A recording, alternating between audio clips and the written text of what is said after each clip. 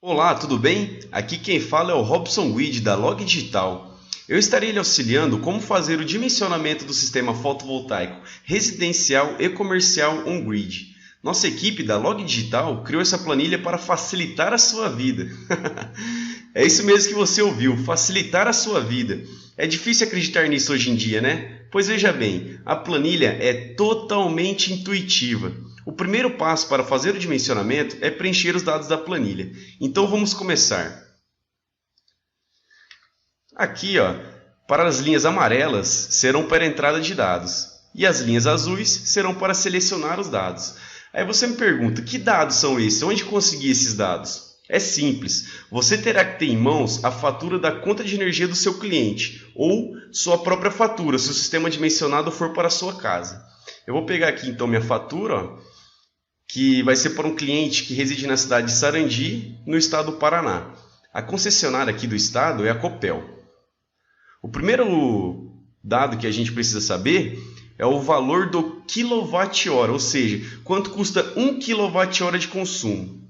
Podemos observar então na aba Valores Faturados, aqui no valor unitário, 0,735. Então voltamos para a nossa planilha, aqui na tarifa preenchemos 0,735. Bom, aqui o tipo de ligação. O que é o tipo de ligação? Nada mais é que o padrão de entrada, monofásico, bifásico ou trifásico. Então vamos lá na conta. Aqui, nas informações técnicas, é possível observar que o padrão de entrada é bifásico. Então voltamos lá, selecionamos aqui bifásico, pronto. Com isso, só falta o consumo energético.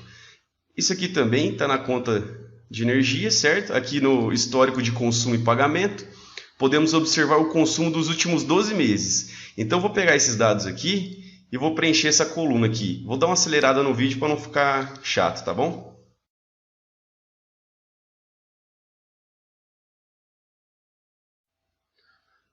Bom, com isso podemos observar aqui que teve uma média de consumo de 205 kWh mês. Eu já ia me esquecendo. Voltar aqui. Por exemplo, o layout aqui dessa fatura, o desenho, as cores aqui, né? Onde está cada informação, isso pode mudar conforme o estado, né? Conforme a concessionária da sua região. Porém, que fique bem claro que todos os dados que estão ilustrados nessa conta tem que conter nas demais faturas das outras regiões, ok? Tendo isso em mente, vamos dar continuidade aqui. Bom, essa tabela aqui fala da taxa de disponibilidade. Essa taxa é o mínimo que a concessionária vai te cobrar você utilizando ou não a energia dela. Por exemplo, para padrões monofásicos, o mínimo é de 30 kWh mês. Digamos lá que sua casa está para alugar e tal, não está tendo consumo, de qualquer jeito você vai ter que pagar 30 kWh mês, sem ter nada de consumo. Para padrões bifásicos, 50 kWh e para trifásicos, 100 kWh mês. Isso aqui vai ser muito importante, na próxima aula você vai entender bem por que esses valores.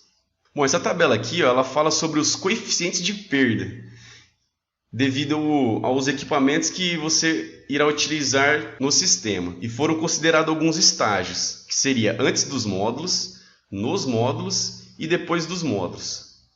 Aqui seria o que a gente definiu como ser uma perda relevante.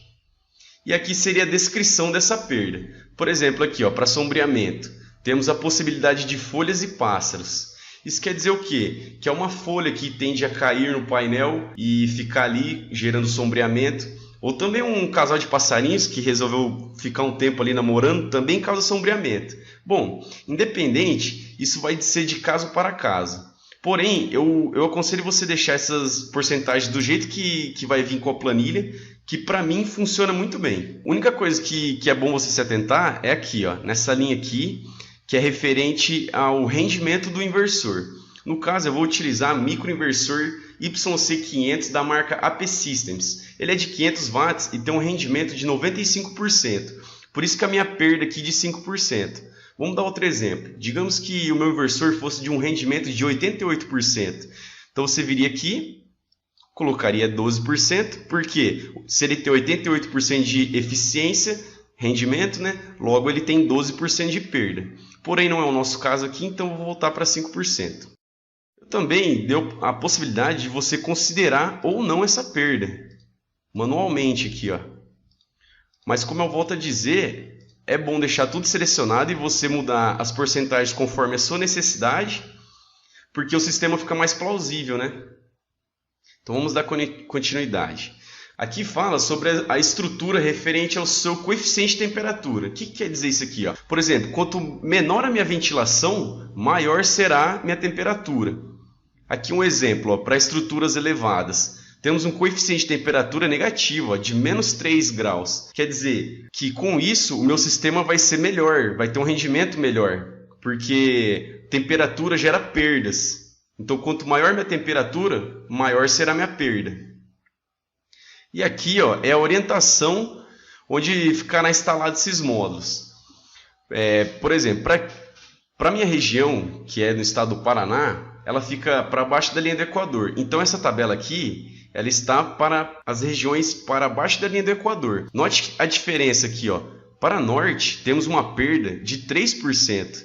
Agora, módulos orientados para o sul tendem a ter uma perda de 17%. Isso é muito relevante na hora da instalação, entendeu? Agora, se você tiver para cima da linha do Equador, se seu estado for para cima da linha do Equador, isso no Brasil eu falo, né? O que vai acontecer? Se você tiver seus módulos orientados para o sul, eu peço que você considere que é a porcentagem do norte. Na aula que vem você vai entender que vai ter uma seleção. E nessa seleção eu vou te explicar mais detalhadamente. Mas preste muita atenção nisso, ok? E é isso, a aula de hoje foi essa. Eu espero que você pegue sua conta de energia, aplique aqui, faça essas simulações, aprenda a ler a sua conta de energia, que isso é muito importante, ainda mais para quem quer ter isso como um ramo para atuar aí, né? Porque é um mercado que está crescendo muito. E então é isso, vamos lá para a próxima aula.